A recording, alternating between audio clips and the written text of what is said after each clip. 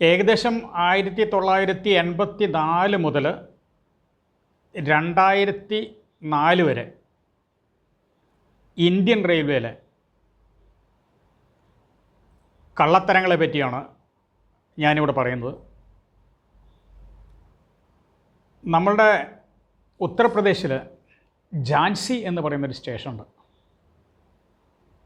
Long root വണ്ടികളെല്ലാം Jhansi എത്തിക്കഴിഞ്ഞാൽ അവിടെ ഉടനെ UP പോലീസുകൾ തോക്കും ചുവലിലേറ്റി വന്ന് ആളുകളുടെ പെട്ടികൾ ചെക്ക് ചെയ്യും.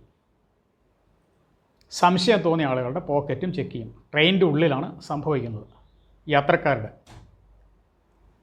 ഇവരുടെ ഈ ശൃംഖല, ഈ UP പോലീസുകാരുടെ ഈ കൂട്ടം, ഗ്യാങ് എന്നാണ് പറയേണ്ടത്, ഗ്വാളിയർ വരെ തുടരും. UPയിലെ ഝാൻസി മുതൽക്ക് മധ്യപ്രദേശിലെ ഗ്വാളിയർ വരെ ഇവർ പാസഞ്ചേഴ്സിനെ ഓരോ ബോഗിയിലും കയറി ചെക്ക് ചെയ്ത് അങ്ങനെ പോകുന്നൊരു സമയമുണ്ടായിരുന്നു. ഏതൊരുവൻ്റെ ബ്രീഫ് കേസിലാണോ കൂടുതൽ പൈസയുള്ളത് അവനവർ തീർച്ചയായും ലൂട്ട് ചെയ്യാൻ ശ്രമിക്കും. അതല്ലെങ്കിൽ രാത്രി സമയങ്ങളിൽ അവൻ്റെ പെട്ടി എവിടെയൊന്നും കാണാതാവും. ഇത് വാസ്തവത്തിൽ 84 മുതൽക്ക് 94 വരയ്ക്കും ഇന്ത്യൻ റെയിൽവേയിൽ ഝാൻസി മുതൽക്ക് ഗ്വാളിയർ വരെ നടന്നിരുന്ന സംഭവമാണ്. അപ്പോൾ ഞാനും ട്രാവലിങ്ങിന് വരുന്ന സമയത്ത് എന്നെ പല പ്രാവശ്യം ചെക്ക് ചെയ്തിട്ടുണ്ട്. അപ്പോൾ ഞാൻ ചോദിക്കുന്നുണ്ട്, എന്തിനു വേണ്ടിയിട്ടാണ് നിങ്ങൾ ചെക്ക് ചെയ്യുന്നത്, എന്ത് പിടിക്കാൻ വേണ്ടിയിട്ടാണ് ചെക്ക് ചെയ്യുന്നത്? ആ പോലീസുകാർ വരും, അത് സേലം ഭാഗത്തുനിന്ന് വെള്ളി കടത്തുന്നുണ്ട് ആൾക്കാർ, പെട്ടിയിൽ വെള്ളിയൊക്കെ കൊണ്ടുവരുന്നുണ്ട്, അത് ചെക്ക് ചെയ്യാനാണ് ഞങ്ങൾ നോക്കുന്നത്. ഓക്കെ, നമ്മുടെ കയ്യിൽ കാര്യമായിട്ടൊന്നും കിട്ടാറില്ല. എൻ്റെ കയ്യിൽ കോപ്പികളെ ഉണ്ടാവാറുള്ളൂ.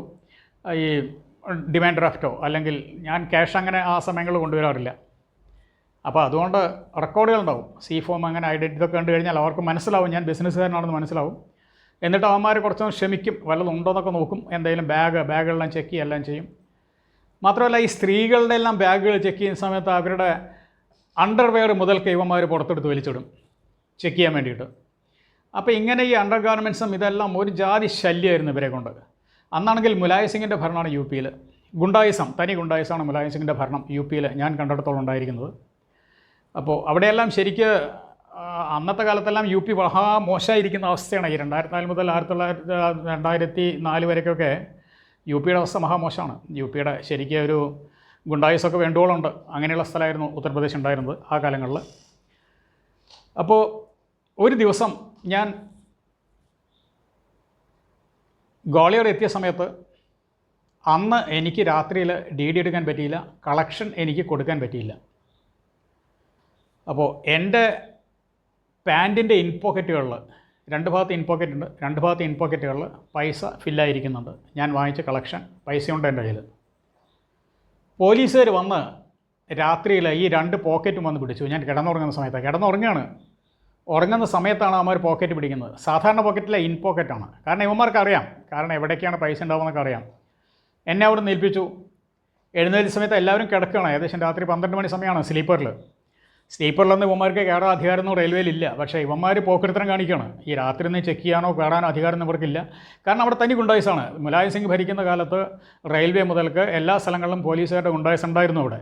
കാരണം ഒന്നും പറയാനുണ്ടായിരുന്നില്ല. അപ്പോൾ അങ്ങനെ ഇരിക്കെ എന്നെ വന്ന് ചെക്ക് ചെയ്തു. എൻ്റെ 2 ഭാഗത്തും പൈസ കണ്ടു. പൈസ കണ്ടൊക്കെ ഇവന്മാർ താഴത്തിറങ്ങാൻ പറഞ്ഞു. എല്ലാവരും കിടന്നുറങ്ങുക. ഈ ശബ്ദം കേട്ട സമയത്ത് പാസഞ്ചേഴ്സും ശ്രദ്ധിക്കുന്നില്ല, എല്ലാവർക്കും ഉറക്കാം. ഒന്നാമത്തെ കാര്യം, പോലീസുകാർ വന്നിട്ട് ആരെങ്കിലും പിടിച്ചു കഴിഞ്ഞാൽ മറ്റ് പാസഞ്ചേഴ്സും കാര്യമായിട്ടൊന്നും ഇടപെടില്ല. കാരണം എന്താണ് പരസ്പരം അറിയാത്ത യാത്രക്കാരാണല്ലോ എല്ലാം ഉള്ളത്. കള്ളനാണോ കൊള്ളക്കാരനാണോ എന്താണ് കടത്തുന്നത് ഒന്നും അറിയില്ല. അപ്പോൾ അങ്ങനെയുള്ള അവസരത്തിൽ ഇവർക്ക് നല്ലൊരു ചൂഷണമാണിത്.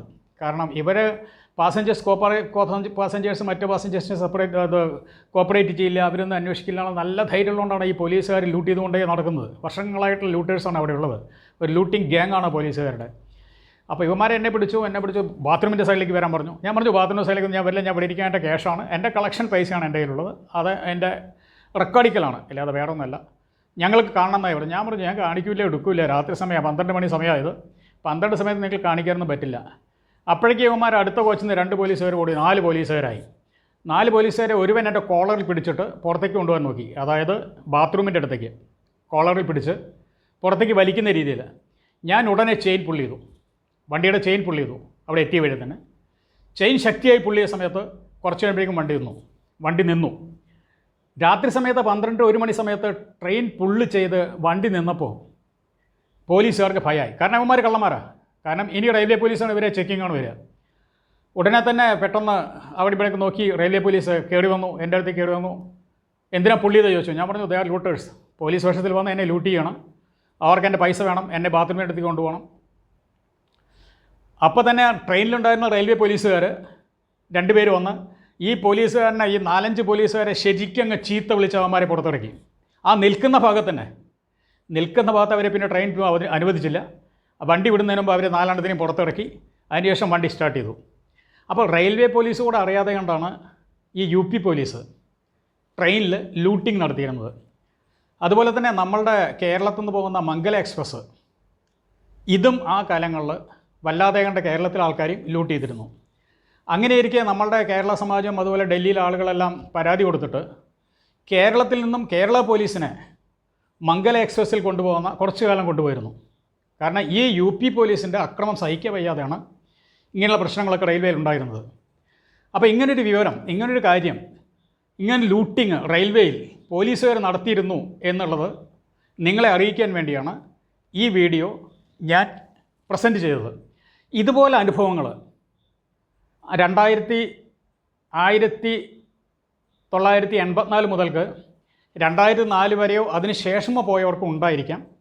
അങ്ങനെയുള്ള പോലീസ് ലൂട്ടിംഗ് ട്രെയിനിലുണ്ടായിട്ടുള്ള അനുഭവമുള്ളവർ ദയവ് ചെയ്ത് കമൻറ്റ് ചെയ്യുക. നമ്മൾക്ക് ഈ കാര്യം കുറേ കൂടി വിശദീകരിക്കേണ്ടതുണ്ട്. കാരണം പാസഞ്ചേഴ്സിനെ ചൂഷണം ചെയ്യുന്നത് സത്യത്തിൽ ഉണ്ടാകാൻ പാടില്ല. അങ്ങനെ ഉണ്ടെങ്കിൽ ഇതെല്ലാം നമ്മൾക്ക് പുറത്ത് കൊണ്ടുവരേണ്ടതാണ്. ഈ പുറത്ത് കൊണ്ടുവന്ന കാര്യമൊന്നുമില്ല, എന്നാൽ ഇങ്ങനെയൊക്കെ ഉണ്ടായിരുന്നു എന്നുള്ളതൊരു പഴയ ഭരണാധികാരികൾ ചെയ്യുന്ന സമയത്ത് എന്തെല്ലാം ഇവിടെ സംഭവിച്ചു എന്നുള്ളത് നമ്മൾക്ക് അറിയിപ്പിക്കേണ്ടതാണ്. അപ്പോൾ പുതിയ ഭരണം വരുന്ന സമയത്ത് പുതിയ ഭരണാധികാരികൾ തന്നെ ശ്രദ്ധിച്ചുകൊണ്ട് ഭരിക്കാൻ അവർക്കൊരു പ്രചോദനം ഉണ്ടാവും. അതിന് വേണ്ടിയിട്ടാണ് ഞാനിത് പറയുന്നത്. ഓക്കെ, താങ്ക് യു, ധന്യവാദം. മുതുനെല്ലിക്ക ആദ്യം കഴിക്കും, പിന്നെ മധുരിക്കും.